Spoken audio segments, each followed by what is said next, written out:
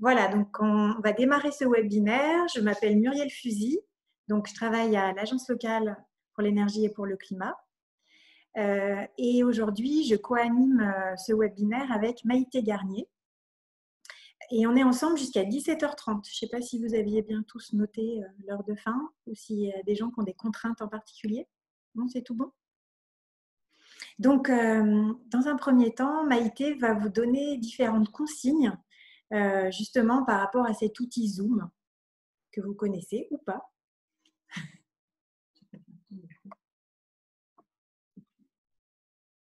Donc,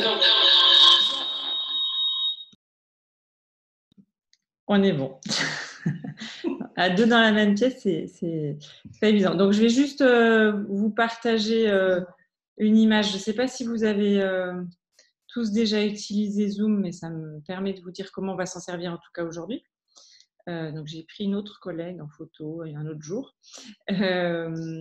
Donc, vous avez déjà vu en bas à gauche comment allumer et éteindre le son, idem pour la vidéo. Comme on n'est pas nombreux, s'il n'y a pas de souci de connexion, je vous propose de maintenir les vidéos ouvertes qu'on se voit, c'est quand même plus sympa, et d'activer le son uniquement quand on prend la parole.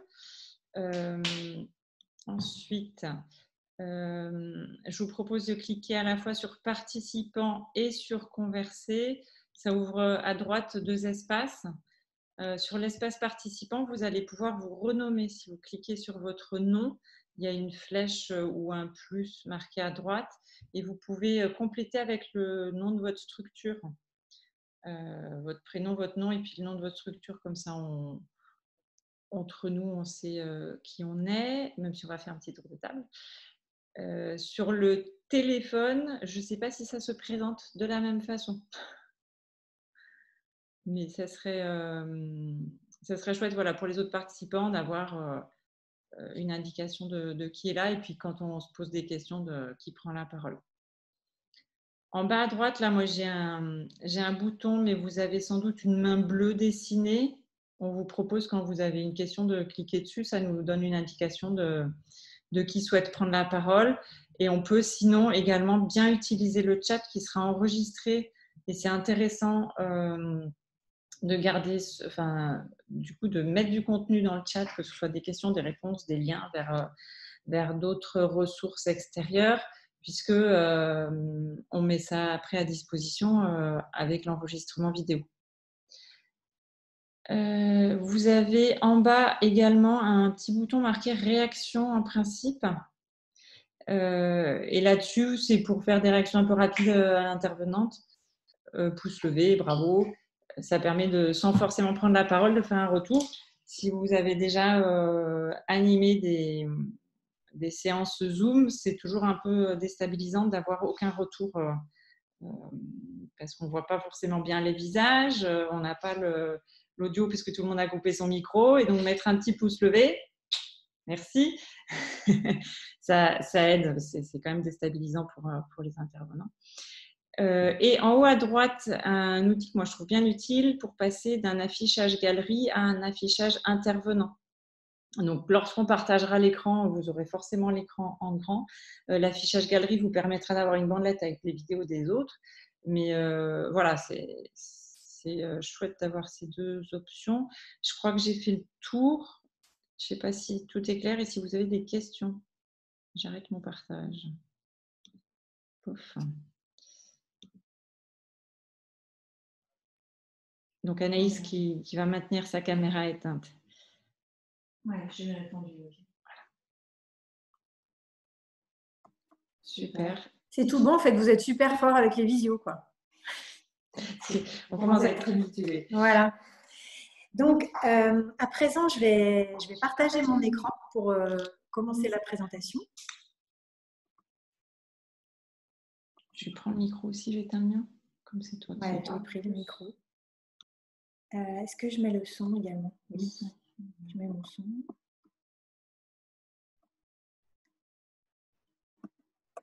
Voilà, donc on vient de présenter les consignes. Et maintenant, on voulait vous proposer de faire un petit tour de table, donc où chacun pourrait se présenter, donc nom, prénom, Et puis, en quelques mots, pourquoi est-ce qu'il est intéressé par ce webinaire? En gros, un peu les attentes. Donc, qu'est-ce qu'on fait? On fait honneur aux hommes parce qu'il n'y en a qu'un? Ah, il n'ose pas. Vous pouvez brancher votre micro.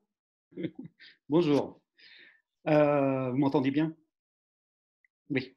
Moi, je ne vous entends plus, donc c'est super. Je ne sais pas ce qui est passé.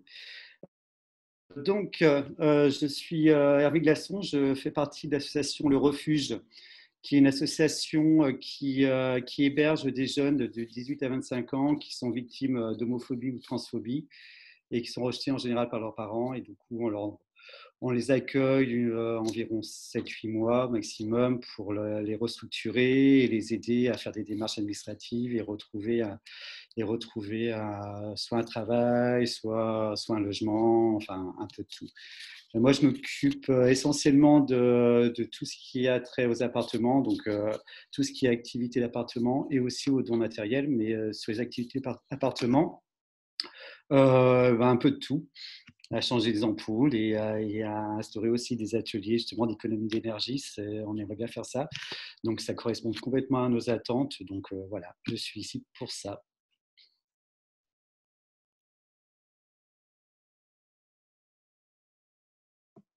Bon, ben, qui est-ce qui a envie de prendre la parole?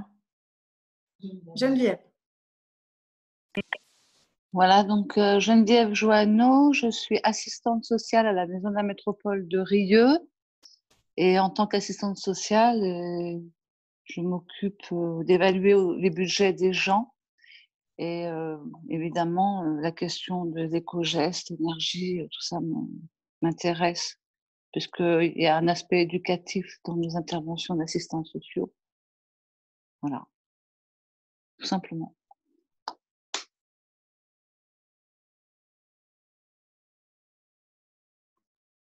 Très bien. Et si on donnait la parole à Anaïs, qui ne peut même pas montrer sa main là. Oui, bonjour. Du coup, moi, c'est Anaïs Montagna et je suis chargée de développement durable au Crous de Lyon.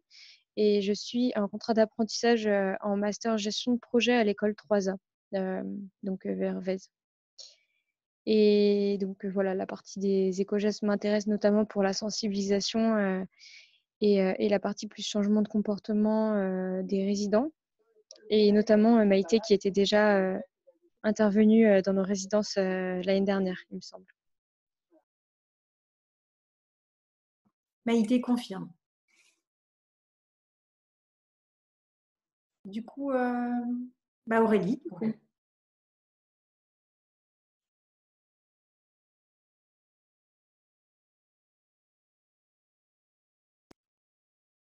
Vous m'entendez? Alors, je ne sais pas quelle manipulation j'ai fait. Et je ne vois plus personne. Donc, je ne sais pas si vous m'entendez. Je vais tenter quand même. Donc, Aurélie Massia, conseillère sociale à Lyon Métropole Habitat.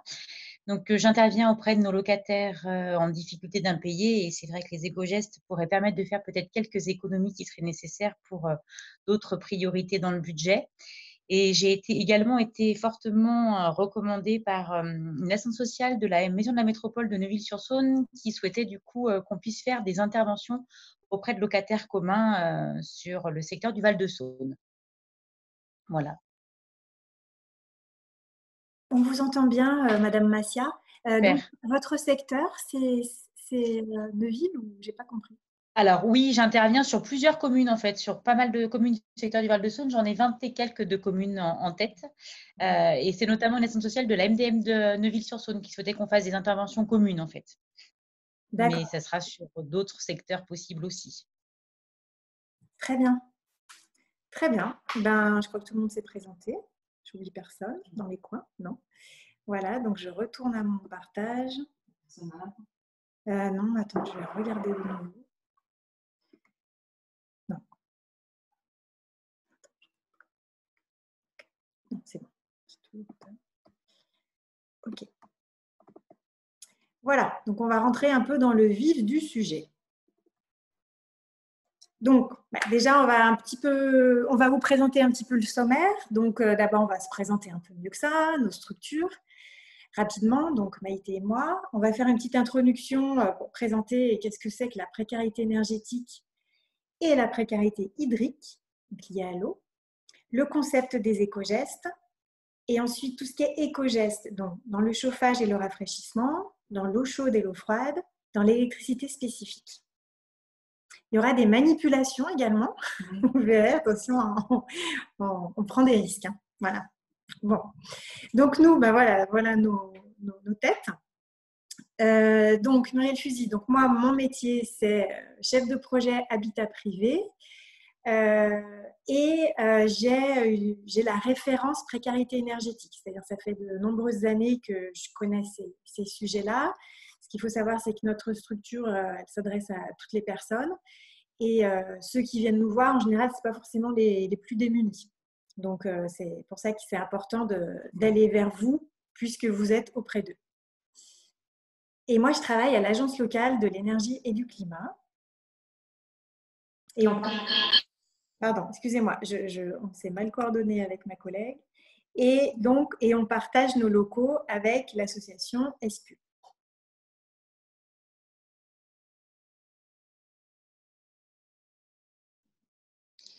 Donc Maïté Garnier, je travaille à ESPUL depuis une dizaine d'années.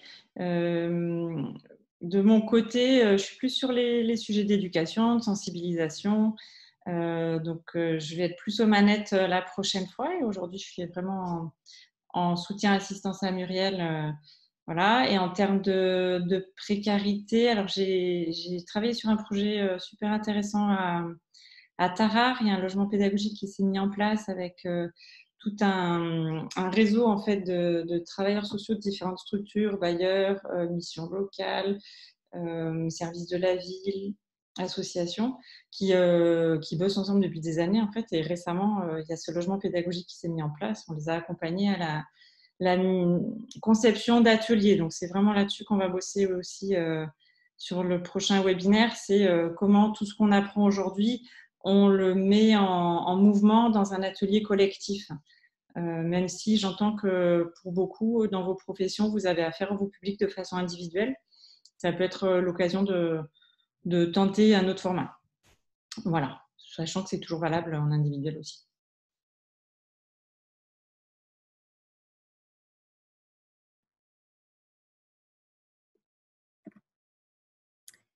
Très bien. Voilà. Donc, l'accueil du public chez nous se fait par un service qui s'appelle Service Information Énergie, qui a différents noms. Maintenant, on nous appelle FAIR. En tout cas, on donne des conseils aux personnes relatives aux travaux d'économie d'énergie qu'elles souhaitent faire. Donc, avec ce numéro de téléphone-là, on est également à disposition de tout public. Mais comme je vous disais tout à l'heure, c'est plutôt les personnes favorisées qui vont prendre contact avec nous, donc propriétaires de maisons ou d'appartements.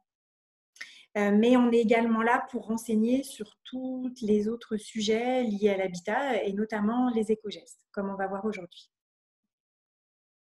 Donc, en introduction, je voulais vous expliquer déjà que la précarité énergétique a été mise dans la loi, donc depuis très très très récemment, puisque c'était en juillet 2010. Moi, je me rappelle quand j'ai commencé à travailler sur ces questions-là, on appelait ça énergie et précarité. Enfin, en gros, ça n'avait pas de nom. Et maintenant, ça a un nom. Par contre, la définition est relativement floue. En gros, c'est écrit dans cette loi, concerne les personnes qui éprouvent dans leur logement des difficultés particulières à disposer de la fourniture d'énergie nécessaire à la satisfaction de leurs besoins élémentaires en raison de l'inadaptation de leurs ressources ou de leurs conditions d'habitat. En gros, c'est les gens qui ont trop froid l'hiver ou trop chaud l'été parce qu'ils ont des ressources très faibles et parce que leur logement est peu isolé.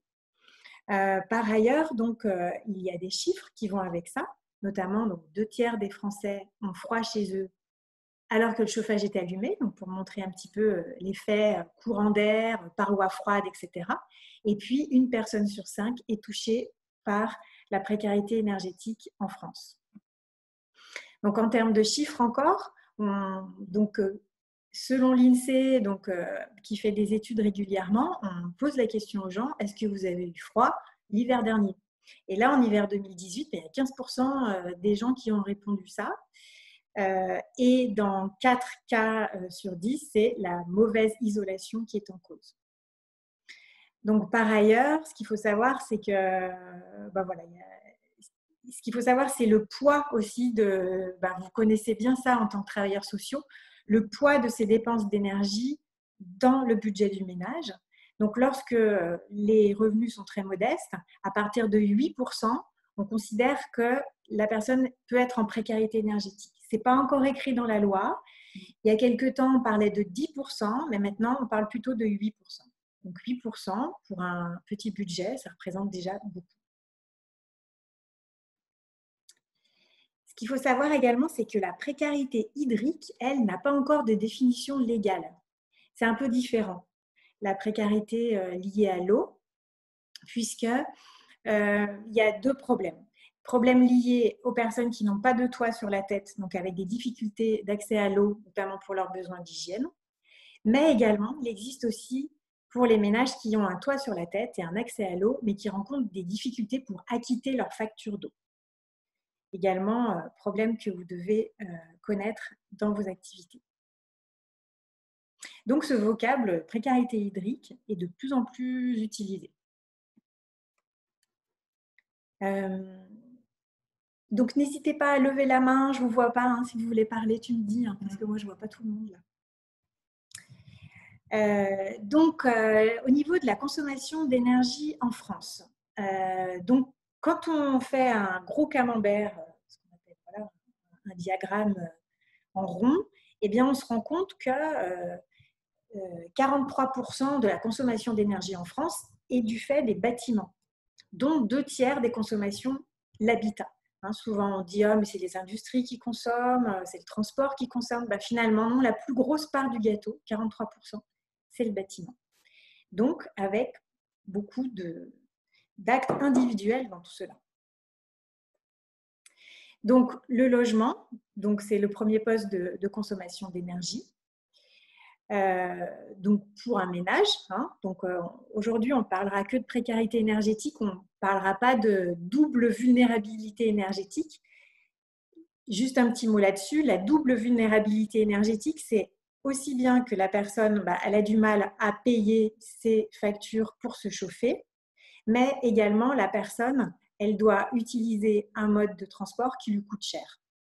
Donc, elle a la double peine, elle est doublement vulnérable. Voilà, aujourd'hui, on va se circonscrire à l'habitat. Donc, ce qu'il faut savoir, c'est que je vous donne des moyennes qui sont des moyennes françaises et qui sont très variables selon le type de logement. Néanmoins, on observe que toute énergie confondue, on va payer par an entre 1 000 € et 2 000, voire 3 000 € pour une maison. Ça veut dire par mois entre 100 et 300 €.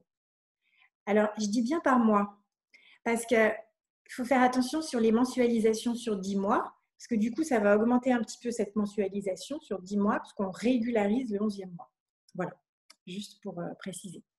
Est-ce que j'aimerais bien avoir un petit retour. C'est vrai que c'est dur de ne pas vous voir, mais est-ce que ce serait possible que vous me disiez si déjà ça vous parle? Est-ce que ces chiffres vous parlent dans un premier temps?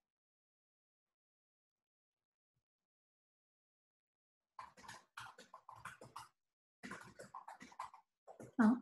Il y a quelqu'un qui lève le doigt? Ah oui, d'accord.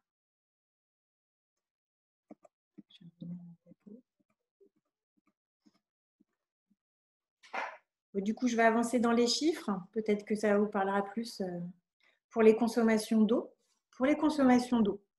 Donc, j'ai figuré la consommation d'eau par an pour un ménage avec une piscine, tout simplement parce que on se rend compte que c'est 120 mètres cubes d'eau par an, en moyenne, en France. Donc, ça veut dire 350 € qui tombent en général tous les 6 mois. Donc, voilà, 175 € les 6 premiers mois, 75 € les 6 prochains. Et donc, j'ai bien vérifié le prix actuel du mètre cube dans la métropole. On est à 3,15 € abonnement compris. Donc, c'est beaucoup. C'est difficile de se rendre compte avec des mètres cubes. Donc, c'est pourquoi je l'ai mis également en litres. Donc, ça représente 143 litres d'eau potable, puisque c'est l'eau qu'on a au robinet, donc c'est l'eau potable, par Français par jour. Donc, c'est beaucoup.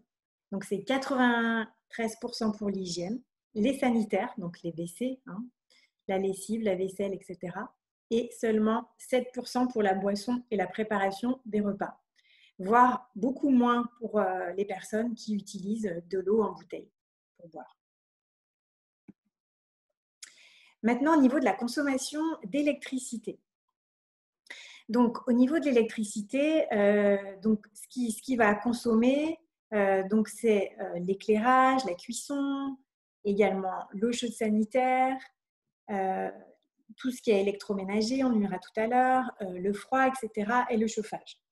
Mais si on enlève ce qui peut être produit par autre chose, qui peut fonctionner autrement qu'avec l'électricité, c'est-à-dire le chauffage, si on a le chauffage au gaz, on enlève le chauffage, et l'eau chaude, on enlève également l'eau chaude, et bien au total, sur l'année, une famille consomme 2500 kWh, donc ça c'est un peu pour nous. Donc soit, excusez-moi, en euros ça représente, parce que moi j'ai le truc de... 400 € par an. Donc 400 € par an, voilà. Oui, on transmettra le diaporama, oui, il n'y a aucun souci. Donc même si ça vous intéresse de l'avoir en version modifiable, vous pourrez négocier avec nous, mais on transférera en PDF dans un premier temps. Donc voilà, 400 € par an, ça veut dire 40 € par mois lorsqu'on est mensualisé. Encore une fois, je trouve que c'est important de parler de la mensualisation. Et ça, c'est vraiment uniquement éclairage, audiovisuel, électroménager tout. Voilà. Donc, lorsqu'on regarde de plus près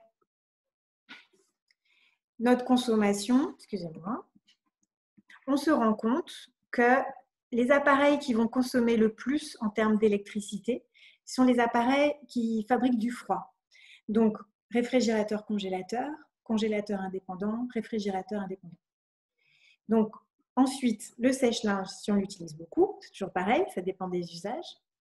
Le lave-vaisselle, les plaques de cuisson, le four, lave-linge, c'est toujours pareil. Si on est une famille de 7 personnes ou 8 personnes, on va avoir une consommation de lave-linge supérieure à la consommation du réfrigérateur quasiment. Ça, c'est vraiment une moyenne française. C'est pour dire un petit peu qu'aussi, pour les personnes que vous rencontrez et qui sont parfois très mal équipées, et bien finalement, entre changer un lave-linge et changer un réfrigérateur, vu qu'on est toujours dans des arbitrages budgétaires, quitte à en prendre un neuf, il vaut mieux prendre un réfrigérateur neuf qui est bien, qui ferme bien et qui a la bonne étiquette énergie, plutôt que et éventuellement, par contre, prendre un lave-linge d'occasion. Voilà. Donc, autour de tout ça, comme l'objet des webinaires, c'est de vous présenter non seulement cette première fois, donc on va vous présenter les éco-gestes, mais la prochaine fois, pour ceux qui vont participer ou qui vont voir le replay, on vous présentera différents outils d'animation pour que vous soyez à l'aise pour présenter cela à vos publics. Donc, pour cela, on prête une mallette, c'est comme une petite valise à roulettes, dans laquelle il y a différents équipements, et notamment ce jeu qui s'appelle Écologie, qui est très très bien fait, et du coup qu'on va vous montrer. Donc, c'est Maïté qui va vous montrer ça, et du coup, pour que vous voyez bien en grand ce que Maïté va vous montrer, il faut que vous alliez en haut à droite dans Affichage intervenant. Oui, oui, oui, tout à fait.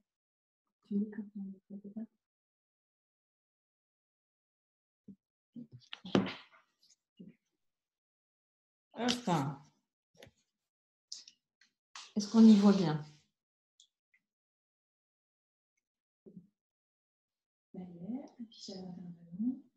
Moi, je vois bien. Ok. Donc, l'intérêt de ce jeu, c'est qu'en plus, il est facile à animer. Vous disposez d'un livret qui non seulement vous montrera les règles du jeu, mais également des informations élément par élément du jeu. C'est-à-dire que vous avez vraiment un support où il y a tout. Et donc, on n'a pas besoin de nous de passer beaucoup de temps non plus à vous le transmettre le jour où on vous le prête. Ça se présente comme une sorte de Monopoly, hein, avec un plateau où on considère qu'un tour égale une année dans la vie de la famille. On met 2 familles en compétition qui reçoivent 100 € au départ et qui, au fur et à mesure de l'année, vont avoir des opportunités pour faire des petits investissements. À chaque fois qu'ils tombent sur une case pièce de la maison, atelier, cuisine, salon, salle de bain, ils ont des cartes et sur ces cartes, des équipements proposés avec des prix très variables. Ça va de 5 à 400 €, je crois, voire au-delà même. Et à chaque fois, vous avez le prix d'achat et l'économie réalisée au bout de l'année. Certaines cartes sont des pièges, ce n'est pas de l'économie, mais du gaspillage qu'on réalise.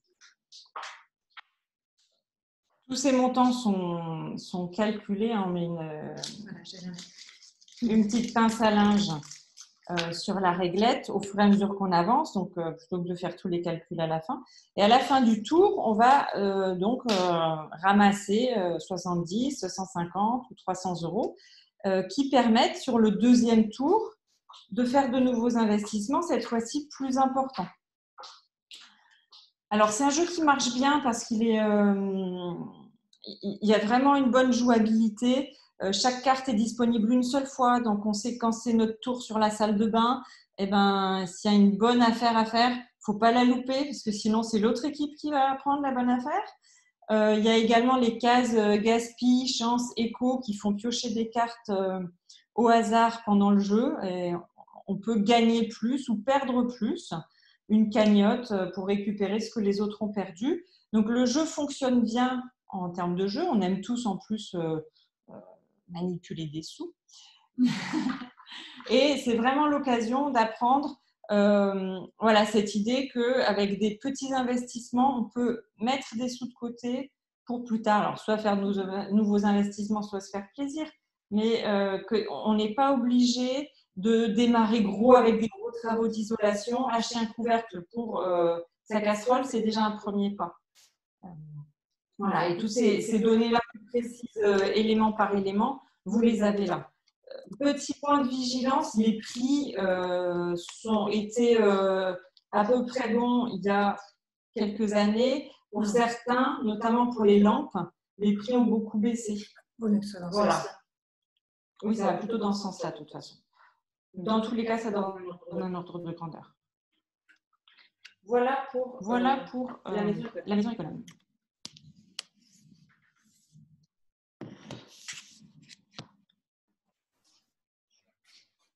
Je passe le micro. C'est bon. Donc, ce jeu, on l'utilise lorsqu'on fait l'atelier. On le met en pratique vraiment. Ainsi, les travailleurs sociaux peuvent vraiment se rendre compte que c'est assez facile. Vraiment, on a des excellents retours. Donc, maintenant, on va parler donc, des éco-gestes, le concept d'éco-gestes. Donc, ce mot est rentré... il est rentré carrément dans le petit Robert, puisque je vais vous donner la définition justement du petit Robert. Non, du Larousse. Ah oui, c'est son concurrent. Donc, c'est une action simple. J'ai la tête de Maïté, là. Action simple et individuelle de la vie quotidienne qui répond à un souci environnemental. Voilà, c'est ça un éco-geste. Donc, un éco-geste, ça veut dire que finalement, c'est une action qui ne va pas nous demander d'investissement, c'est juste changer une habitude. Et quand je dis juste changer une habitude, vous verrez dans le webinaire 2, et là je fais un teasing, que changer une habitude, ce n'est pas facile. Voilà. Et ça ne demande pas non plus d'investissement, moyennant quand même des petits investissements. On vous montrera tout à l'heure justement des petits équipements d'économie d'énergie. Donc justement, l'impact des éco-gestes est estimé en moyenne à 10% d'économie d'énergie. Donc, ça représente entre 50 et 200 € par an. Alors, il ne faut pas trop le vendre comme ça aux gens. Mais Néanmoins, lorsqu'on fait le jeu qu'on vient de vous montrer, on se rend compte quand même qu'on arrive à faire des sacrées économies au bout d'un an. Et surtout sur les postes les plus importants. Mais justement, parlons-en de ces postes les plus importants. Commençons par le chauffage. Donc, le chauffage. Mais ce qu'il faut savoir, c'est qu'on n'est pas tous égaux dans la vie et on n'est pas tous égaux selon là où on habite. C'est-à-dire que sur cet immeuble, on se rend compte qu'il y a des gens qui vont avoir très chaud l'été, ceux qui sont en haut et dans les coins. Il y a des gens qui vont avoir plutôt froid, donc pareil, c'est ceux qui sont dans les coins, avec le plus de déperdition possible. Cet immeuble est un petit peu petit. Si vous voyez avec ma souris, je vous montrerai, j'aimerais bien également qu'il soit un peu plus large, pour vous montrer que là, il y a des gens qui sont super bien placés finalement, parce qu'ils ont peut-être le bruit des voisins, mais ils ont aussi leurs calories, c'est-à-dire la chaleur produite qui va arriver chez eux. Donc très concrètement, dans un immeuble, tout n'est pas égal. Donc, ce qu'il faut savoir, c'est que pour les familles que vous accompagnez, parfois, il n'y a pas à faire, il n'y a pas suffisamment d'argent pour chauffer suffisamment le logement parce qu'il est mal placé. Voilà, donc c'est ce qu'on milite un petit peu là-dessus avec une autre association que vous connaissez peut-être qui s'appelle Solia, et on appelle ça le relogement énergétique. Parfois, il y a des gens qui ont des logements qui sont vraiment trop dégradés, avec des propriétaires qui ne veulent rien faire, et il vaut mieux envisager un relogement dans un endroit mieux placé dans un autre immeuble. Donc, on va commencer par la ventilation. Donc, la ventilation, c'est quand même le côté, disons, le côté sanitaire. Pourquoi? Parce que renouveler l'air, c'est vraiment indispensable pour évacuer l'humidité. Ce qu'il faut savoir, c'est que dans les logements qui ne sont pas suffisamment chauffés, et notamment dans les pièces qui ne sont pas suffisamment chauffées et dans les coins, ce qu'on appelle les ponts thermiques, eh bien, il peut y avoir, du fait de la paroi froide, une condensation de la vapeur d'eau qu'on produit tous parce qu'on respire, parce qu'on se lave, parce qu'on fait la cuisine, qui va développer des moisissures. Et donc, si on installe un système de ventilation continue, donc c'est ce qu'on montre ici avec les bouches, eh bien, on va vraiment diminuer ces problèmes-là. Voilà, et ça, je peux vous dire que c'est du vécu, parce que moi-même, je l'ai fait dans un logement où je suis arrivée. Il y avait de la moisissure dans ma chambre. Une fois qu'on a installé la VMC, et même si on a eu 2 enfants et qu'on avait plus de linge à l'intérieur, il n'y avait plus de moisissure, ça ne revenait plus. Autre éco-geste, donc c'est sur le chauffage. Donc forcément, c'est ce qui consomme le plus. Tout à l'heure, on a vu 59%. Je ne sais pas si vous vous souvenez de la diapo, excusez-moi, au niveau de la consommation d'énergie globale d'un ménage, on va retenir 60%. On va retenir, allez, on va grossir un peu les traits, on va dire presque 2/3. Il y a quelque chose qui est beaucoup connu, c'est que de baisser le chauffage de 1 degré, ça fait environ 7% d'économie d'énergie. Et effectivement, ça c'est vrai. Et c'est bien repris dans les plaquettes de l'ADEME. Et puis ce qui est important aussi, c'est de baisser le chauffage la nuit, donc à 16 degrés. Et également lorsqu'on quitte la pièce ou lorsqu'on part plus d'une journée. Voilà, donc d'où l'importance de la régulation et d'autant plus lorsque les personnes n'ont pas un bon système de thermostat. Ils devront faire eux-mêmes ces réglages et faire attention à tout cela. Maintenant, on arrive dans une période, voilà, je ne vais pas vous faire un dessin avec les problèmes de changement climatique où on aura des épisodes de canicule qui vont être de plus en plus longs et de plus en plus intenses.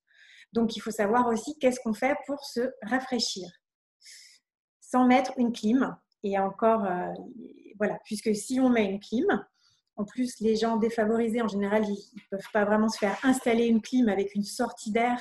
Donc, ils achètent une clim et puis, du coup, ils laissent en permanence une fenêtre entrouverte pour mettre ce fameux gros tuyau qui va évacuer l'air chaud. Très concrètement, ça va leur provoquer une hausse de la consommation d'électricité. Donc, on n'aura pas réussi le truc. Voilà. Donc, qu'est-ce qu'il faut faire? Fermer les volets et les rideaux la journée. Alors, c'est pas facile. C'est pas facile surtout quand on ne travaille pas, parce que du coup, ça fait un peu triste. Mais bon, il y a quand même parfois la possibilité de laisser un petit peu de lumière quand même. Mais le résultat est là. Moi, je suis allée souvent chez des gens qui disaient « Oui, mais moi, je fais des courants d'air. » Donc, il y a quelqu'un qui lève la main, je lui laisse la parole juste après. Donc, faire des courants d'air, c'est pas bien. Quand il fait 30 ou 32 degrés la journée, courant d'air, c'est pas bien. Donc, il y a Maïté qui veut prendre la parole. Donc, je vais couper mon micro. Juste pour préciser la logique, c'est bien que le soleil ne traverse pas la vitre. La vitre, ça fait comme dans toute serre, effet de serre. La lumière qui traverse est transformée en chaleur. Il est préférable, par exemple, le matin, quand il fait encore frais, d'ouvrir vraiment grand pour s'assurer que le soleil ne va pas traverser la vitre, parce qu'une fenêtre entrouverte, le soleil traverse quand même la vitre. Ça transforme la lumière en chaleur. Donc, il faut vraiment se débrouiller pour que les rayons du soleil ne touchent pas les vitres. C'est ça la clé. Quand on ferme les volets et les rideaux, ça sert à ça. Et quand il fait, oui, quand on est de l'extérieur, c'est pour ça. Et si on veut aérer et ouvrir donc les volets, s'assurer que le rayon de soleil ne touche pas la vitre. Ça va faire une belle différence aussi. Je te repasse là.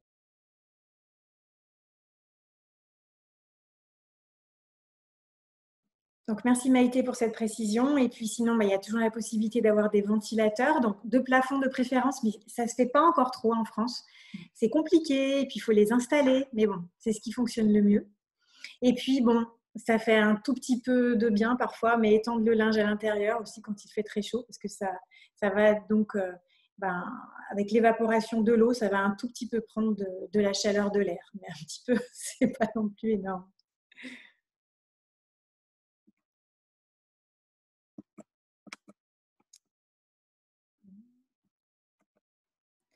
Oui, alors là, du coup, on vous fait parler avec une première petite session de questions, si vous voulez réagir par rapport à des choses que vous avez vécues vous-même, ou les familles que vous accompagnez.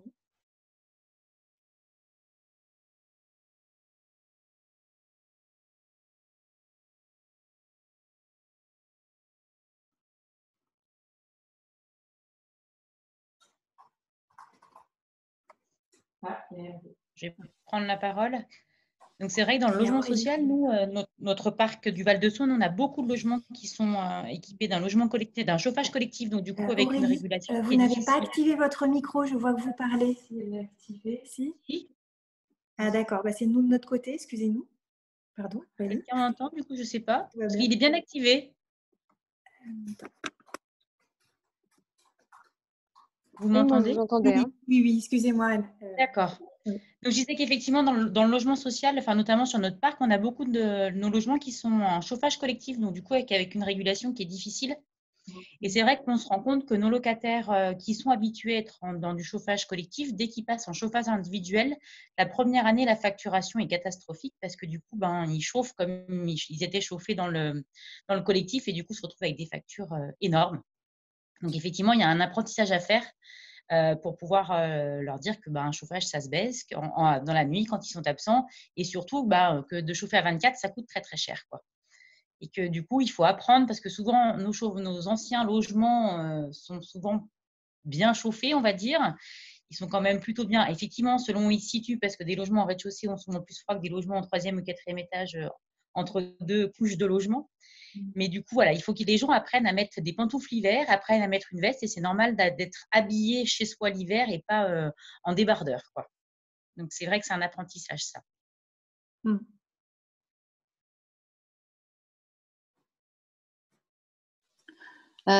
Est-ce que je peux intervenir?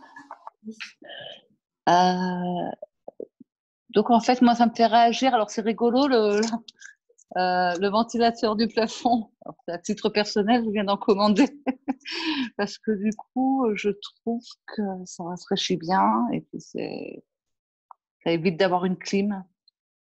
C'est peut-être moins polluant, du coup. Ensuite, toujours à titre personnel, mais au travail. Alors nous, on vit, on est surchauffé l'hiver. Et ça me fait réagir aussi par rapport aux bâtiments que vous montrez. Ceux qui sont au rez-de-chaussée, ils ont très très froid. Et ceux qui sont au 4e étage, ils ont, il fait pas loin de 30 degrés, enfin c'est 27 degrés à peu près. Il fait une chaleur, on est comme ça, en petit débardeur, pour ceux qui sont au 4e. Et là arrive la canicule, enfin peut-être qu'on va avoir une canicule. Et pareil, ça va être un cauchemar, quoi. Voilà, donc il y a des gens qui vivent dans les bâtiments à proximité, hein, puisqu'on est au milieu de logements sociaux. Et c'est pareil, hein, il y a pour certains locataires les mêmes problématiques qu'on rencontre nous. Nous, on est au travail, c'est toute l'année dans leur logement. Et ça, c'est difficile de pouvoir faire changer les choses, du coup, parce que le bailleur, il ne peut pas vraiment intervenir, là. Comment faire? Voilà. Bon. Alors là, très concrètement, je pense qu'il y a quand même des travaux de régulation à faire. Après, le problème, c'est que sur les anciennes installations, je ne sais pas si le bâtiment est ancien, c'est très compliqué. C'est-à-dire qu'il faut tout refaire. Il n'y a pas moyen de réguler, quoi. C'était mal fait du départ, si vous voulez. Parce que, il y a 40 ans, 50 ans, eh bien, les choses étaient moins avancées, etc. Il y avait moins de problèmes aussi au niveau du coût des kilowattheures. Et voilà. En tout cas, je compatis. Et essayer de faire remonter au maximum personnes qui peuvent agir, quoi.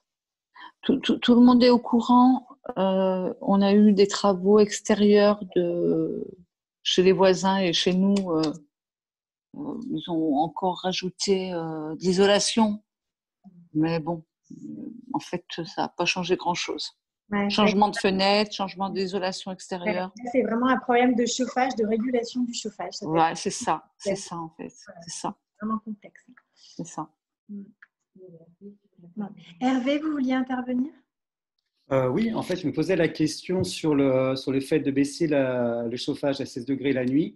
Quel était le delta le moins énergétique, calorifère peut-être, je ne sais pas quel terme, utilisé entre la température de la nuit et la température du jour, notamment en hiver? Alors, nous, en général, ce qu'on dit, c'est donc 19 degrés en moyenne dans les pièces la journée. Donc, on peut monter jusqu'à 20, on va dire, dans le salon. Voilà, 21 quelques heures dans la journée. Mais 16, globalement, voilà, c'est ce qu'on préconise pour la nuit, notamment dans les chambres. Et partout ailleurs aussi, puisque la nuit, normalement, on dort. Donc, alors ce delta, voilà, c'est à peu près 3-4 degrés. Après, c'est vrai qu'il ne faut pas couper complètement, parce qu'après, on va avoir plus de mal à retrouver un petit peu de chaleur. Néanmoins, je dirais que pour les logements qui sont équipés donc de radiateurs très anciens électriques, qui s'appellent des convecteurs, que nous, on appelle des grippins, eh bien, ces convecteurs, en fait, finalement, il vaut mieux carrément les éteindre quand on n'est pas là. Parce qu'en fait, toute la journée, sinon, par exemple, si on part toute la journée travailler et qu'on laisse allumer notre convecteur, toute la journée, il va chauffer l'air, s'arrêter, réchauffer l'air, s'arrêter. En fait, il va pas. Un convecteur, ça va chauffer de l'air, ça va pas chauffer les corps et la masse et les meubles et les murs, etc. Donc, dans le cas spécifique du convecteur, eh bien, il vaut mieux l'éteindre carrément. Et je sais qu'il fera froid en arrivant, mais il vaut mieux carrément même le remplacer, ne pas en avoir du tout. C'est-à-dire utiliser un radiateur. Moi, ce que je dis aux gens qui n'ont que des convecteurs chez eux, écoutez, achetez un bain d'huile, programmez-le. Et vous le programmez, vous mettez les heures que vous voulez.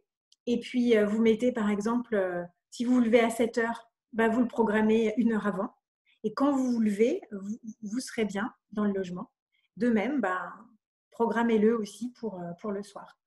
Voilà, c'est un petit peu le plan B, mais c'est vraiment pour les gens qui n'ont pas d'autres possibilités.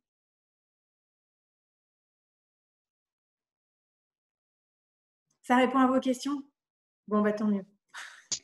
Moi, j'ai une question du coup. Excusez-moi, je vous ai coupé la parole, Madame Massia.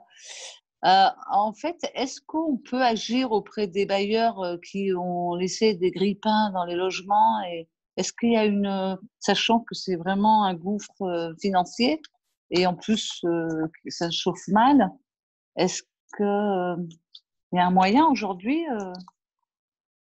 de faire changer ça ou pas? Alors, est-ce que la question est posée à moi ou à la pauvre Aurélie qui représente les bailleurs HLM aujourd'hui?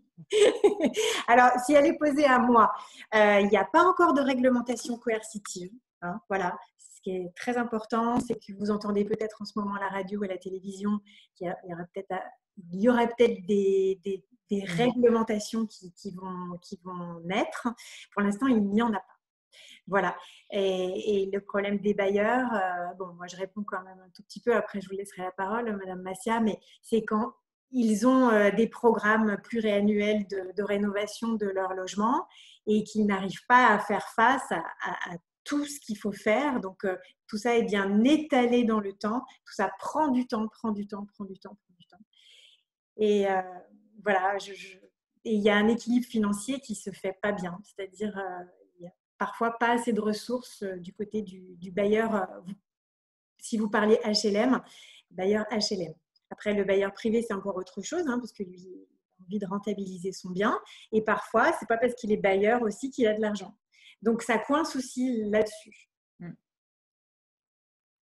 C'est effectivement. Alors, moi, je voulais juste intervenir par rapport à. Alors, je vous expliquerai pourquoi. Mais par rapport aux bailleurs, effectivement, aujourd'hui, notre souhait, c'est bien d'améliorer notre parc avec les dernières modifications, notamment la diminution de l'APL, la RLS, etc. On a quand même de moins de rentrées d'argent qu'avant.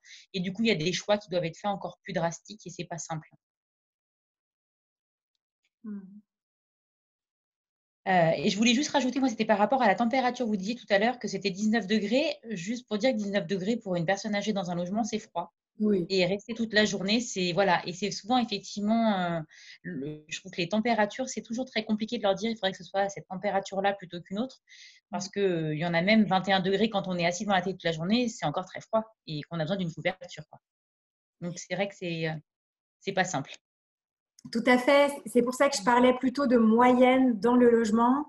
Donc, c'est-à-dire que si on laisse sa chambre à 16, par exemple, toute la journée, on peut comme ça avoir 21, 22 dans le salon. Vous voyez, c'est vraiment, il faut le raisonner sur 24 heures et sur l'ensemble du logement. Je comprends tout à fait ce que vous dites. Hein. On n'est pas des ayatollahs, nous, du 19 degrés. Hein. On sait qu'à 19 degrés, on peut avoir froid. Tout à fait. J'ai une autre question. Récemment, dans un logement social très très récent, hein, je crois qu'ils ont 1 an, les logements sociaux, un locataire se plaignait que l'air froid l'hiver passait sous la fenêtre. Donc il y a quand même dans certaines constructions neuves des malfaçons qui font que du coup on voudrait répondre à des normes énergétiques et finalement c'est pas vraiment ça, quoi. C'est voilà. Oui. Tout. Alors pour le coup, dans la il y a une réglementation pour le neuf qui est une réglementation assez drastique. Mais par contre, le problème, c'est que derrière, on n'est pas là pour voir ce que fait exactement le menuisier quand il pose sa fenêtre. Donc, je suis d'accord avec vous. Après, il faut bien qu'il le signale au bailleur, voir s'il y a une possibilité de revenir, de mettre des joints qu'on peut coller, mais des bons trucs, quoi. Il faut quand même le signaler, ce genre de choses. Parce qu'en plus, dans le délai, il y a un délai pendant lequel on peut se retourner vis-à-vis de l'entreprise. Je crois que justement, c'est 1 an. C'est ce que j'allais rajouter, effectivement. Dans le cadre des logements, des constructions neuves, il y a une garantie de parfait achèvement qui dure 1 an. Donc, toutes les malfaçons, il faut le signaler au bailleur dans ce délai-là pour justement puisse se retourner, nous, contre les entreprises pour dire il y a une difficulté qui puisse du coup réintervenir.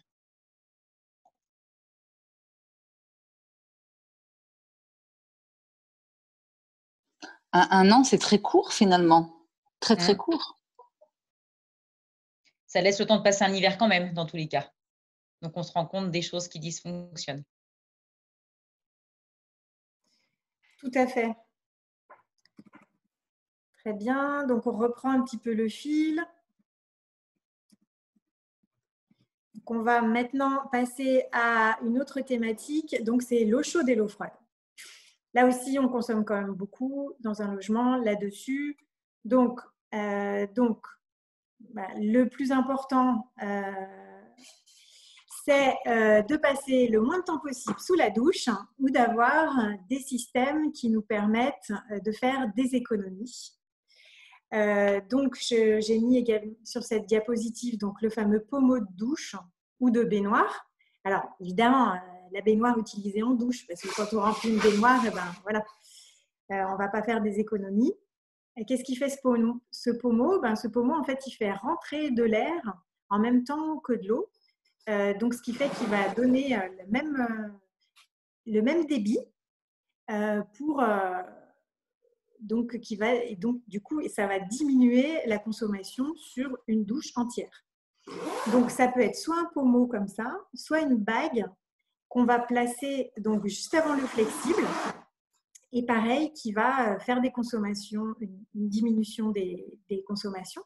Donc, ce qu'il faut savoir, c'est que lorsqu'on va vous faire faire oui, comme si vous étiez avec nous, une petite manipulation pour mesurer justement le débit d'eau qu'on a normalement au robinet.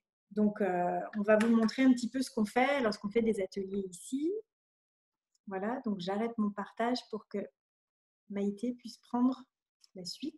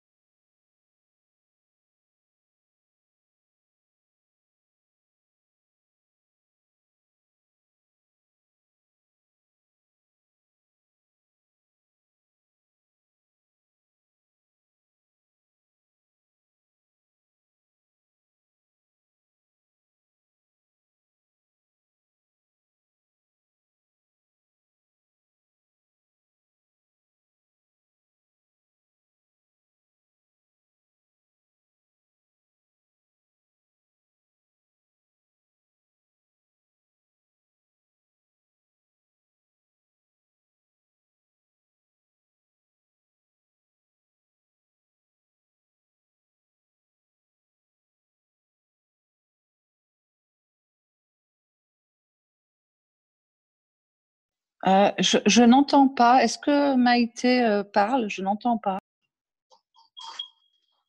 Est-ce que ça va mieux?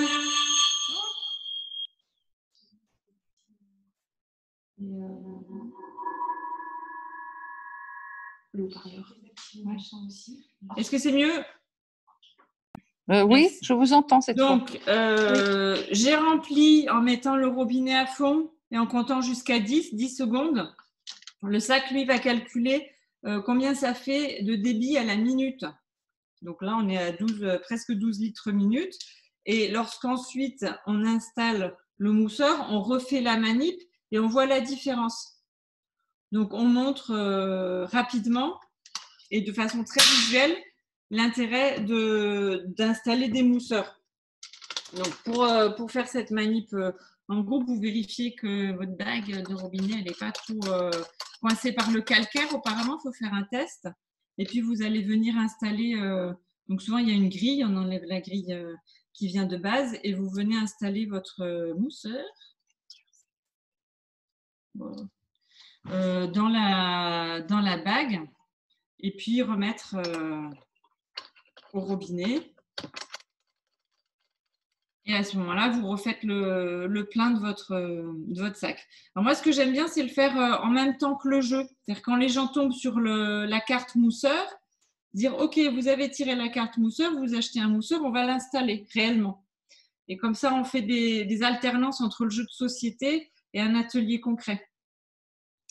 Voilà, je ne sais pas s'il y a des questions par rapport aux mousseurs, aux économies d'eau. Je vous montre dans le sachet, vous aurez aussi donc la douchette. Donc là, c'est la douchette elle-même qui est économe. Ce n'est pas une bague à installer, c'est vraiment changer le goût, quoi. Vous trouvez aussi ce sac qui est pour occuper du volume dans la citerne des WC. Et donc avoir moins d'eau qui s'écoule à chaque passage. Il y a des gens qui mettent une brique ou une bouteille d'eau. La brique a l'inconvénient qu'elle peut s'effriter. Voilà, enfin, l'idée c'est bien la même, d'occuper un volume dans la citerne et donc avoir moins d'eau qui s'écoule à chaque fois qu'on tire la chasse. Et donc on a mis plein de petits mousseurs pour tester et je crois qu'on en a donné. S'il vous plaît, l'économiseur. Vous pourrez repartir aussi si vous organisez un atelier avec des mousseurs à offrir. L'économiseur de WC, vous le trouvez où? J'en ai jamais vu.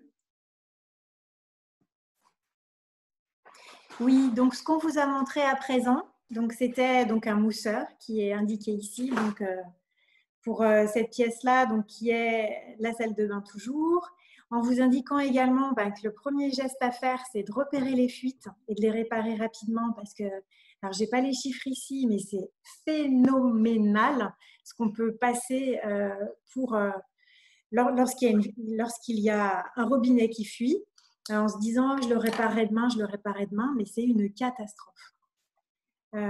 Donc, comment faire également pour savoir si on a des fuites qui sont éventuellement inconnues?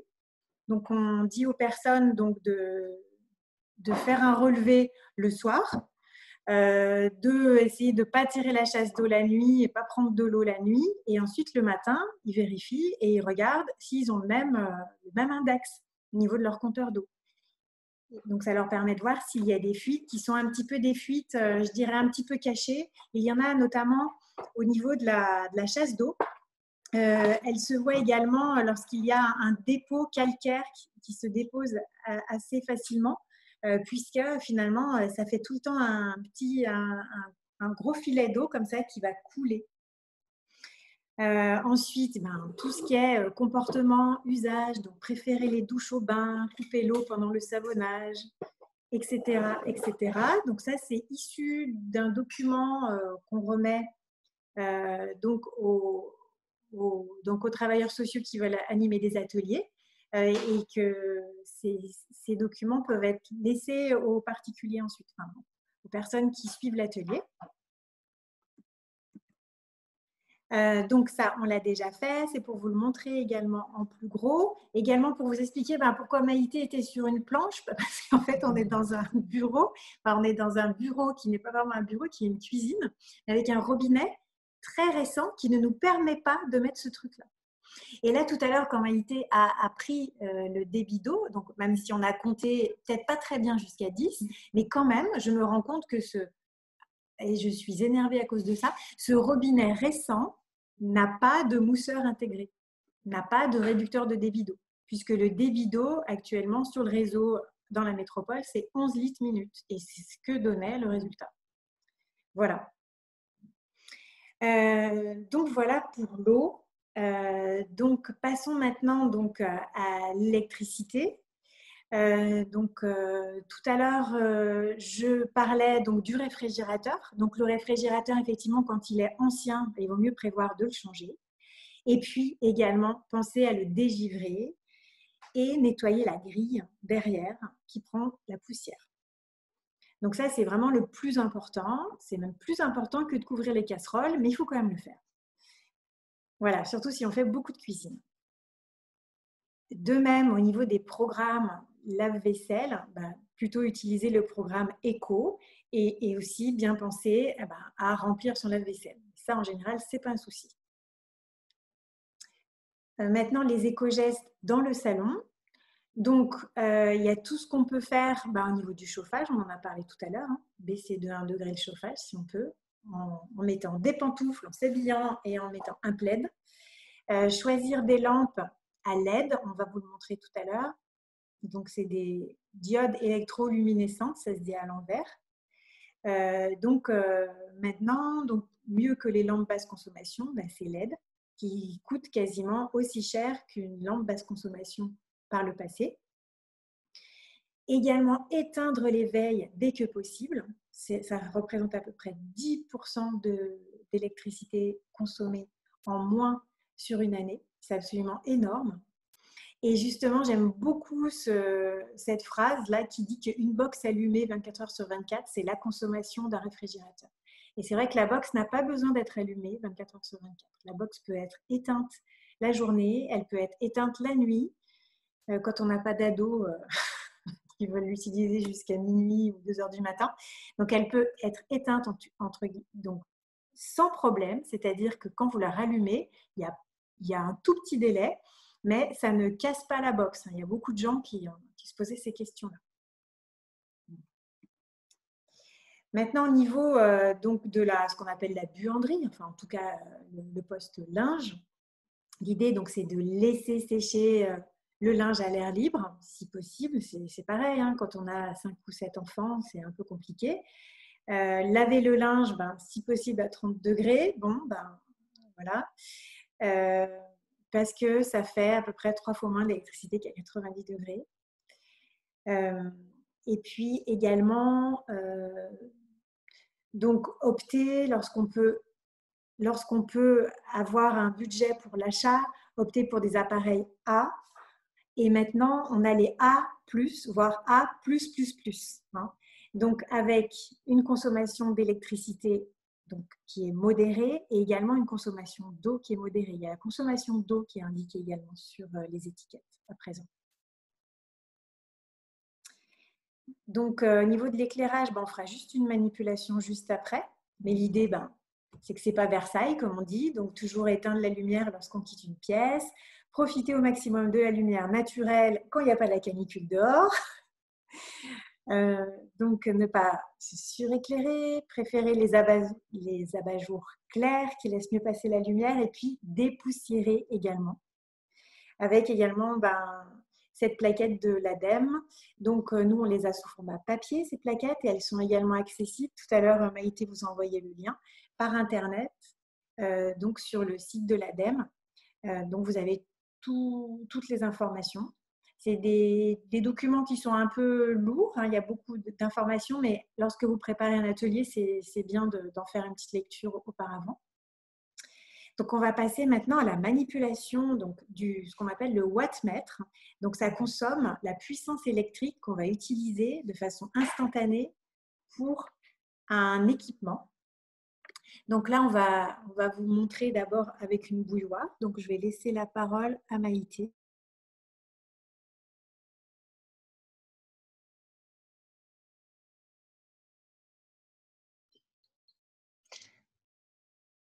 Alors oui, test micro d'abord.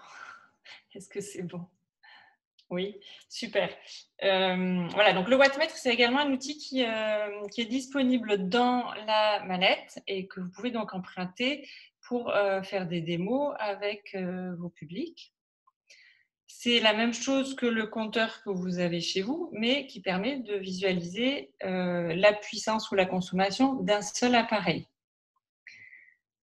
Donc là, on rentre sur des petites notions d'énergie. La puissance, c'est donc en instantané combien de watts soutire l'appareil au réseau. La consommation, c'est dans le temps. Prenez l'exemple d'une voiture, vous pouvez avoir une Porsche qui est très puissante. Si elle est à l'arrêt, elle ne consomme rien. Okay, donc la puissance, c'est vraiment une caractéristique de l'appareil. Et la consommation, ça dépend du temps d'utilisation, pour faire vite. Hein. Donc, dans la mallette, vous avez également une lampe et des ampoules. Donc, vous pourrez faire le test avec la lampe et les ampoules. Je vais aussi vous montrer quand même pour une bouilloire pour que vous ayez un ordre de grandeur. Sur le wattmètre, il y a plusieurs modes et nous, on va choisir lorsque W s'affiche, on est bien sur la puissance, les watts. Donc, on branche son wattmètre sur le secteur, là, sur un multiprise pour l'amener à ce que les gens voient bien. Et vous voyez bien l'écran, là? C'est bon? Je démarre la bouilloire. Et on voit tout de suite l'appel de puissance. Ouais, je suis en train de mettre Donc là, on est à 2000 watts à peu près. Hein. Voilà, sur un convecteur, on peut monter à 3000. Donc c'est à nouveau, à chaque fois qu'on le chauffe, on va avoir des consommations qui montent assez haut. C'est pour que vous relativisiez après par rapport aux ampoules.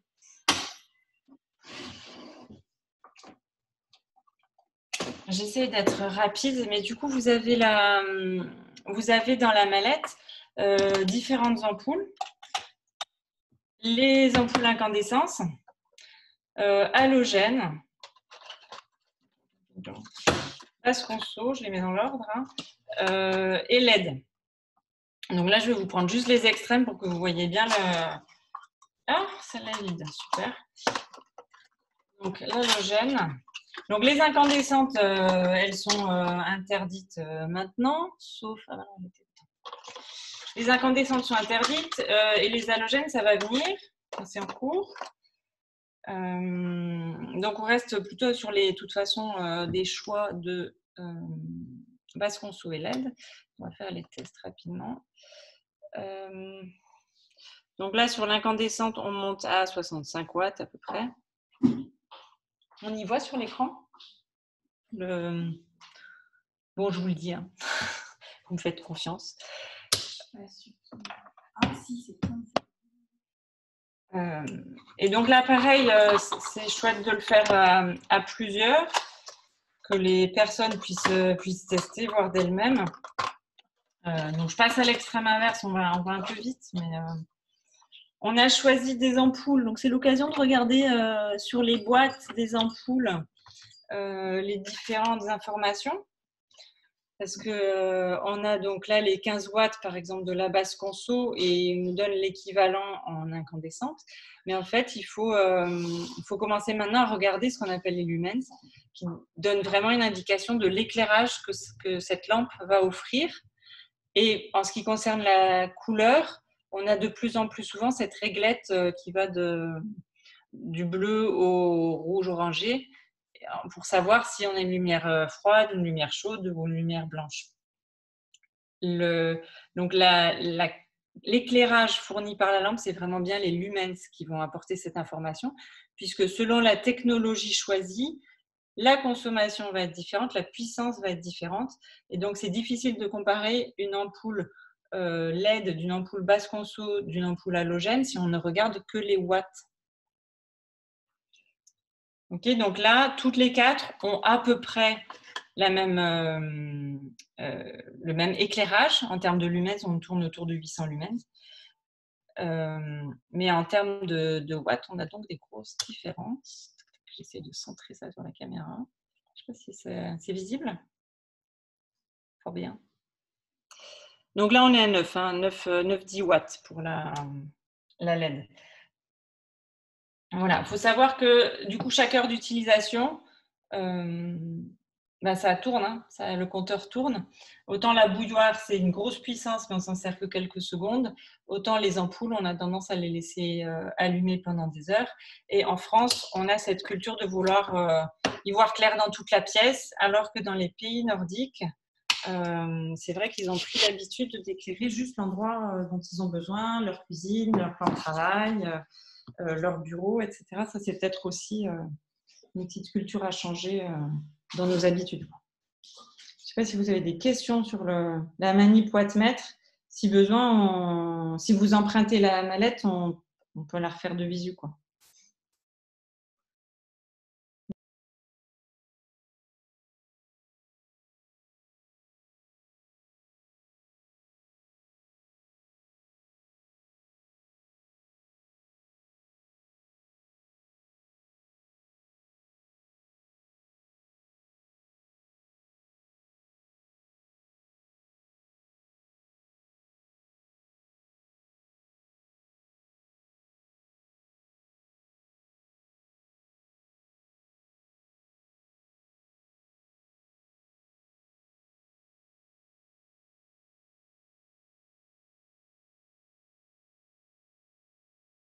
Donc, ce que vous a montré Maïté, ça nous aide à se définir dans ce qu'on appelle la pyramide des consommations.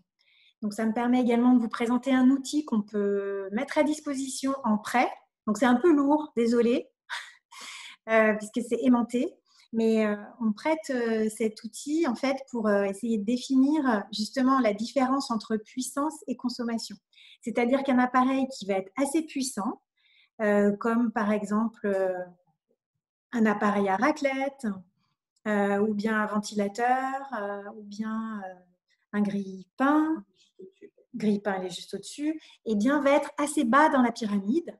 Parce que finalement, ce qui va consommer le plus en électricité, c'est le fameux chauffage, l'eau chaude, et puis tout ce qui est donc pour la cuisson, le four. Là. Donc voilà, ça nous permet un petit peu de voir là où il faut aussi le plus concentrer ses efforts. Cela dit, selon les personnes, on peut avoir des usages très importants. Par exemple, la bouilloire, l'utiliser très très souvent, donc ça va remonter. Le fer à repasser, ne l'utilisez jamais. Donc, ça veut dire qu'on va creuser là en dessous la pyramide. Voilà, un souterrain. Donc, du coup, cette pyramide des consommations est utilisée comme un jeu en animation. C'est-à-dire qu'on va avoir des cases qui sont vides. Et puis, on va demander aux personnes de replacer les différents équipements dans les cases. Donc, ça permet surtout un échange, un dialogue entre les gens. Encore une fois, c'est pas pour leur faire la leçon, c'est vraiment pour favoriser l'échange.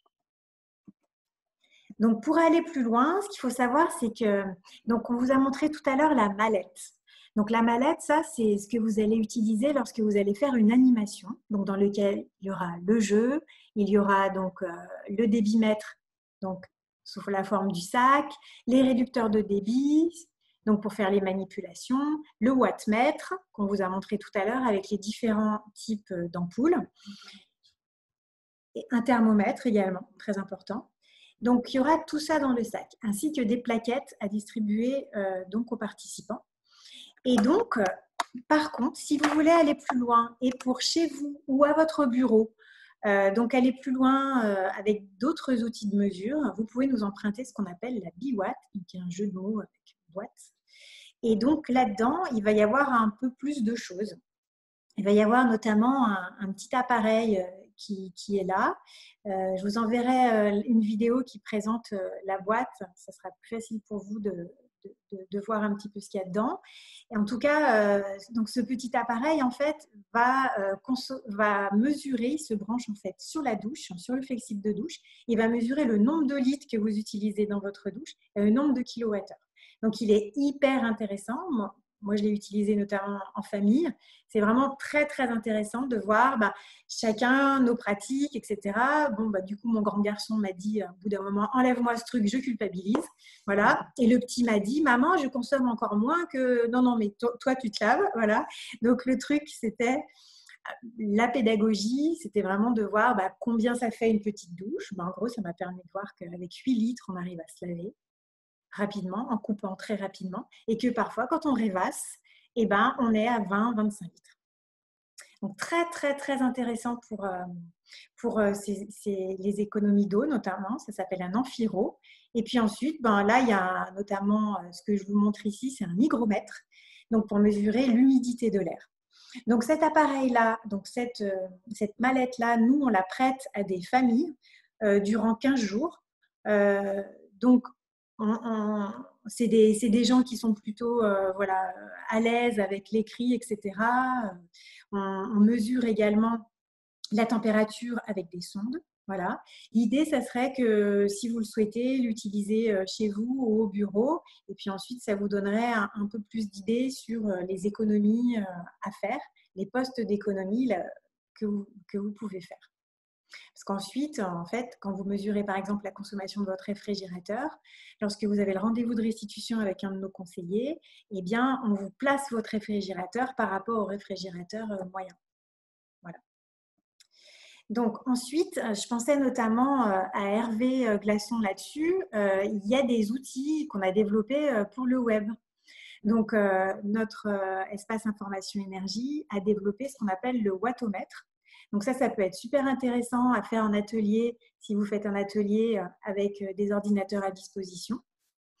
Donc ce wattomètre, en fait, il est un petit peu basé sur l'humour. C'est-à-dire qu'au début, on est mougli. On est mougli, on démarre dans la vie, voilà, on est un petit enfant. Et puis, petit à petit, on va devenir, alors je ne sais plus quoi, là, je ne sais plus, mais en tout cas, Bagheera. Oui, tout n'est pas autour de l'univers de Mowgli. Donc, en tout cas, on va devenir entre guillemets, un super-héros parce qu'on aura fait tout un tas de choses. Donc, je vais juste vous montrer. Hop. Est-ce qu'on me suit lorsque je fais mes différents… Il faut que tu peut-être fasses un nouveau partage d'écran. Ouais, d'accord. Arrêtez. Je vais partager mon écran pour vous montrer cet outil.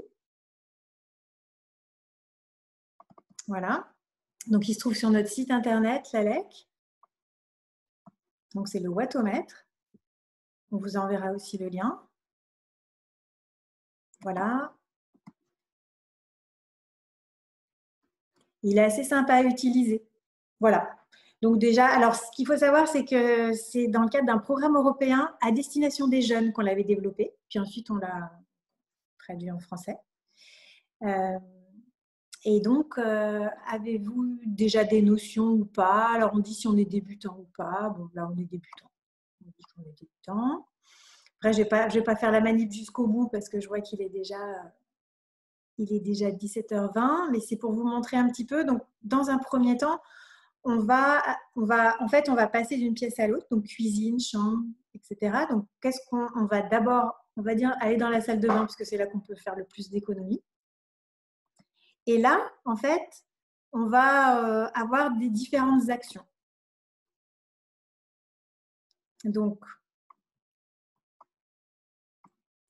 j'utilise un pommeau de douche économe, voir ce que peut donner cet éco-geste. Donc, on me demande quand même des choses. On me demande combien de douches par semaine. Bon, ben, admettons que je me lève tous les jours. Qu'est-ce que j'utilise? C'est de l'électricité. Je réalise cette action maintenant. Hop, génial, wow, vous l'avez fait. Voilà, c'est un peu pour les jeunes. J'en fais trop.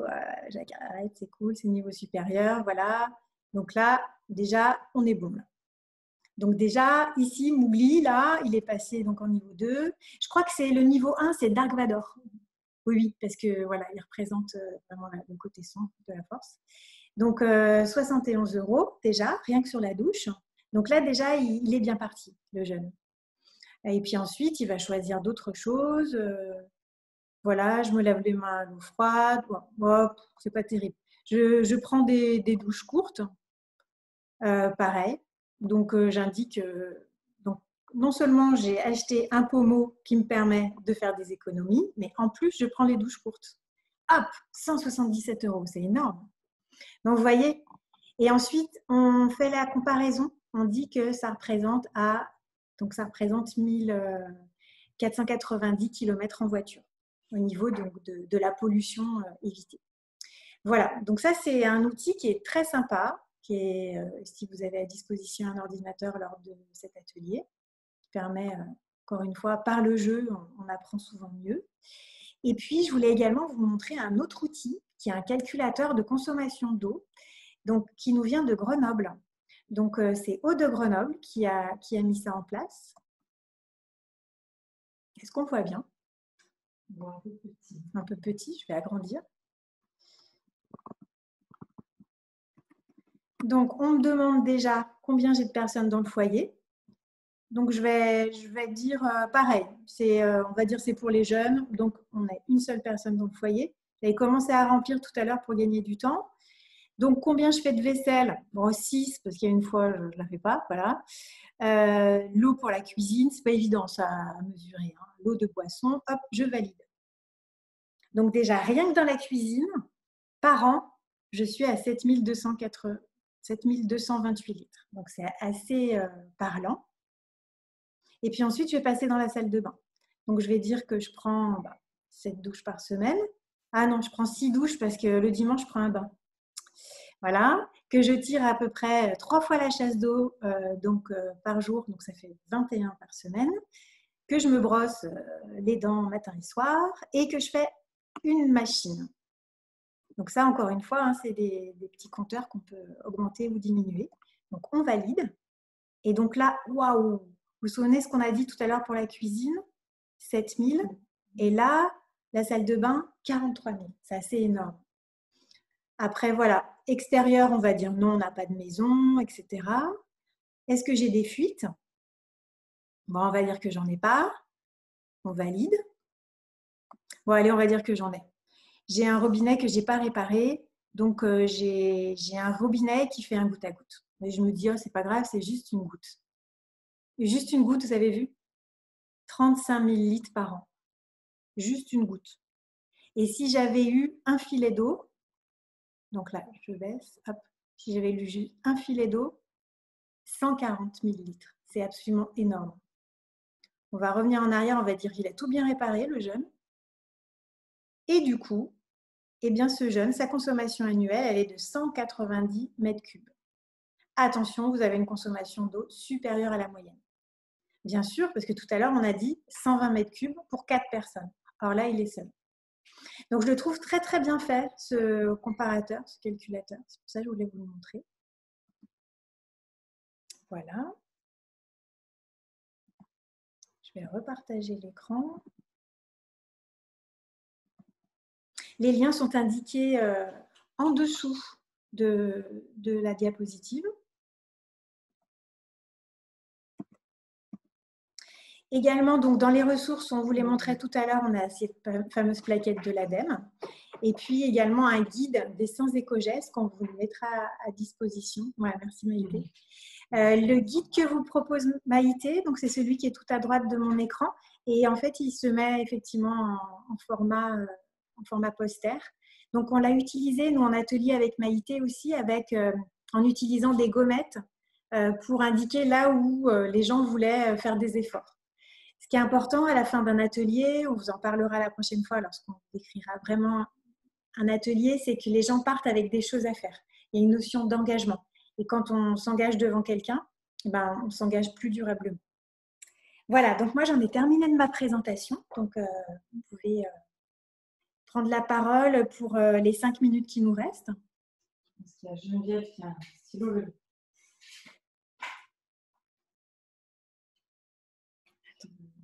Oui.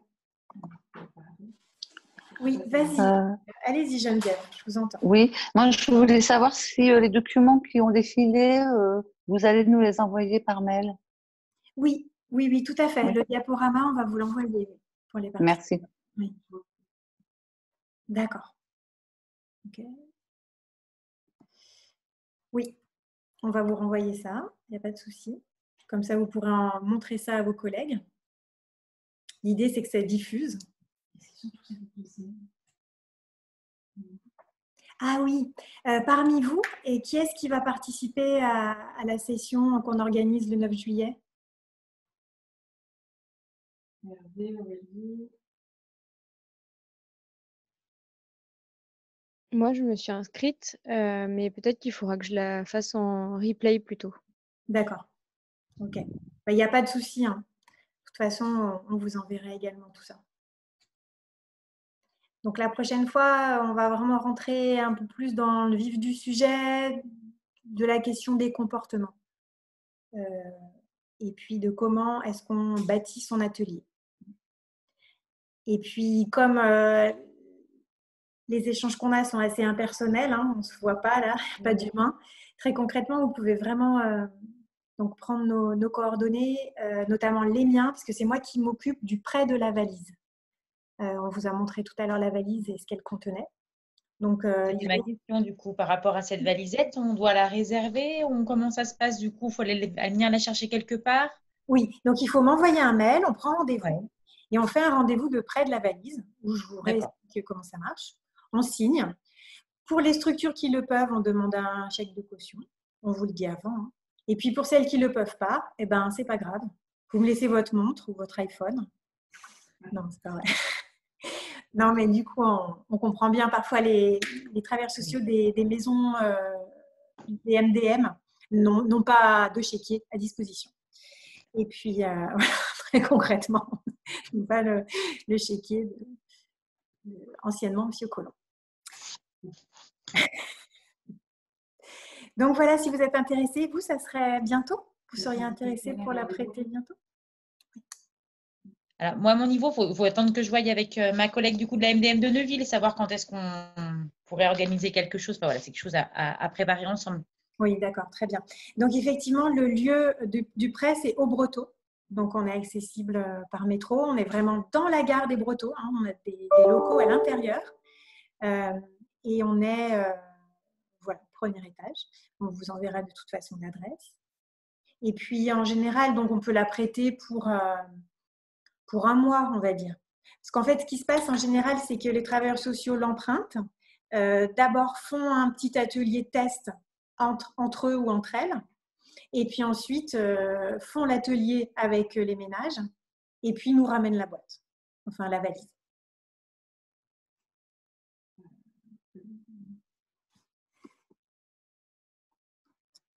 Pardon. Excusez-moi, je suis pas...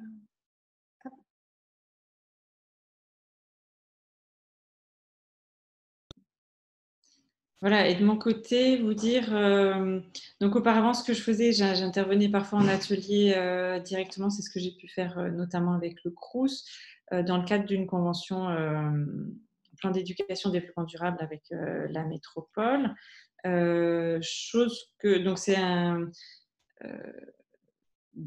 sollicitation de finances que je fais à chaque automne. Donc si vous vous sentez pas de démarrer tout seul et que pour un premier atelier, vous seriez plus confortable de faire une co-animation, on peut peut-être réfléchir à ça. Mais à ce moment-là, moi, il faut que je puisse l'intégrer dans les temps, dans mes demandes de financement.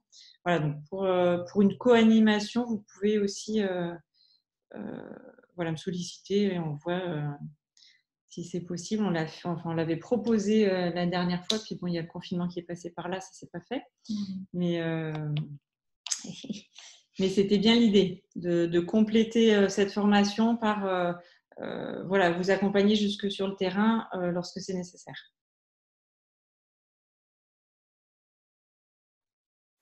Voilà. Donc, est-ce qu'il y a d'autres personnes qui voudraient prendre la parole?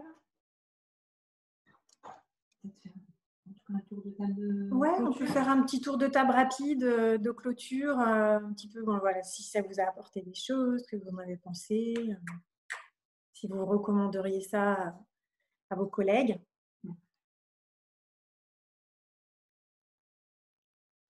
On va faire dans le même ordre que tout à l'heure, je sais pas. Ou... Bon. Bon, je commence alors. Ouais, du coup, ouais. Ouais, il faut un ordre. Alors, bah, écoutez, oui, c'est très intéressant. C'est beaucoup de données pour moi parce que je ne suis pas vraiment spécialiste là-dedans, donc faut que j'intègre tout ça. Dans l'idée pour moi de faire un atelier, donc après c'est avec des jeunes, ça peut être en petits groupes, donc ça peut être des groupes de 4 personnes ou 5 personnes, donc ça peut rester très ludique. Je ne sais pas par contre combien de temps il faut prévoir pour ce genre d'atelier, jusqu'à quel point il faut sensibiliser, enfin à quel niveau s'arrêter, jusqu'où aller, suivant les jeunes s'intéressent ou pas. En fait, vu que nous les hébergeons, après, il y a une démarche pour qu'ils s'en sortent aussi tout seuls après. Mais bon, après, on a des profils différents. Donc, je pense qu'il faut tester et puis il faut que je vois au fur et à mesure. Enfin, je suis un peu dans le flou. Voilà. Si vous pouvez m'indiquer quelque chose, ce serait bien.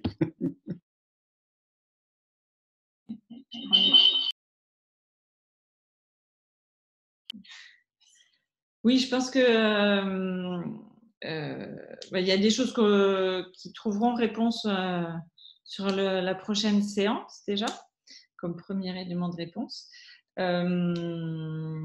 Après, l'idée, c'est bien de donner à connaître et d'informer. Et dans le cas des jeunes au refuge, j'imagine que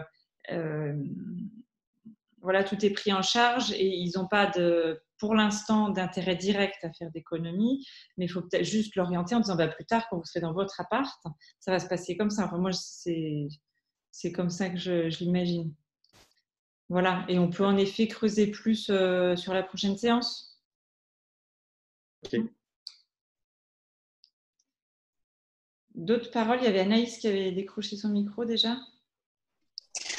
Moi, je prends la parole. C'est possible? Donc, moi, je vous remercie. Et puis, je ne sais pas si je pourrais faire un atelier concrètement parce que ça demande une grosse organisation avec, je pense que ça va être compliqué. Par contre, tous les éléments que j'ai pu avoir, tous les éléments que vous avez pu nous donner pendant cette formation là d'1 heure et demie permet justement de rappeler aux gens les éco-gestes, voilà, donner de la formation. Voilà. Merci.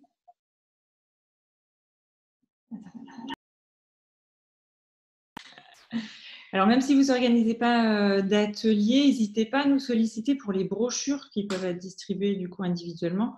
Et je pense notamment à celle du poster qui reprend certaines des images qu'on a vues dans le diaporama et voilà, qui sur un frigo peut vraiment faire office de… Ah oui, et il y en a aussi une que je vous montre qui est sans texte, ils ont fait un travail avec je ne sais plus quel designer, et donc tous les gestes, vous les expliquez à l'oral, comme il y a le support visuel, après ça sert de mémoire, quoi. Celui-là, il est pas mal fait aussi. D'accord. Voilà. Anaïs ou Aurélie?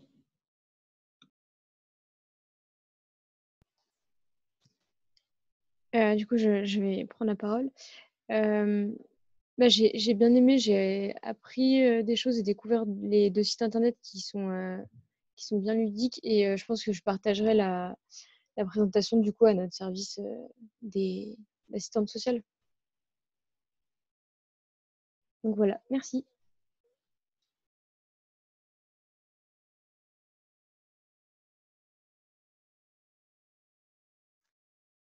Donc, c'est moi qui parle la dernière du coup. Donc, je vous remercie parce que déjà, effectivement, d'animer une formation comme ça par visio, je pense que c'est vraiment pas simple. Mais c'était quand même bien intéressant. Donc, je vous remercie pour avoir partagé ce moment-là. J'ai trouvé ça effectivement très intéressant. Pour la mise en place d'un atelier, voilà, c'est des choses à réfléchir aussi parce que c'est vrai qu'aujourd'hui, on intervient beaucoup plus dans l'individuel que dans le collectif, même si chez les bailleurs sociaux, on tend à faire du collectif et on se rend compte de l'intérêt que peut avoir le collectif. Du coup, il y a des répercussions individuelles encore plus importantes parfois. Donc voilà, et je suis par contre très intéressée pour avoir les brochures peut-être plus rapidement parce que je pense que je pourrais plus facilement les utiliser au quotidien que mettre en place l'atelier du coup.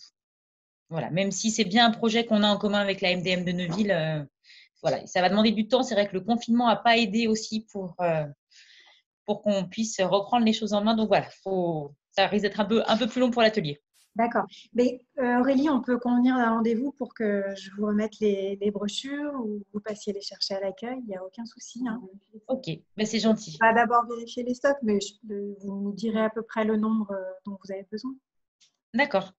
D'accord. Ok, merci. Et puis simplement aussi pour répondre à Aurélie et Geneviève, sur l'aspect accompagnement individuel, on a le projet de créer une mini-formation là-dessus aussi. L'accompagnement individuel, à la lecture des factures, etc. Donc ça, voilà, c'est en projet. Et du coup, on vous fera signe quand on mettra ça en place. Et du coup, on va conclure. Merci à vous pour votre participation. C'est pas facile, hein, j'imagine, de suivre comme ça. En plus, voilà, excusez-moi pour tous mes capouillages au niveau micro, machin. Voilà, j'ai pas bien l'habitude non plus. Donc, je vous souhaite une bonne journée. Et puis, pour ceux qui pourront participer la prochaine fois, au plaisir de vous revoir ou au plaisir de vous revoir ici pour une formation qu'on animerait. Voilà. Et bien, au revoir. Bonne soirée. Au revoir. Merci. Merci. Merci. Merci beaucoup. Je vais arrêter l'enregistrement.